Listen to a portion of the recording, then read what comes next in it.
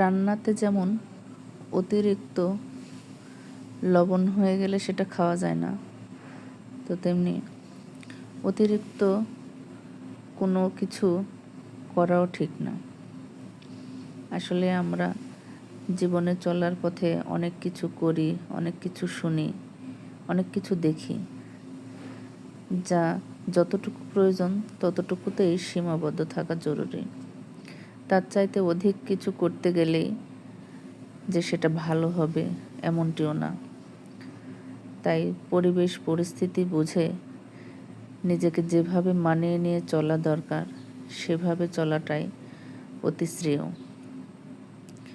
আসলে আমরা জীবনে প্রতিনিয়ত অনেক কিছুতে ঠেকে শিখি, আস্তে আস্তে বোঝার চেষ্টা করি।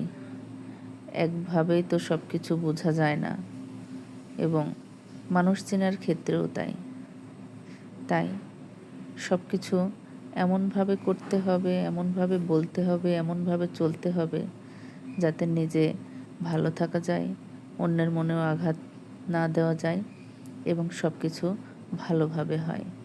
ধন্যবাদ।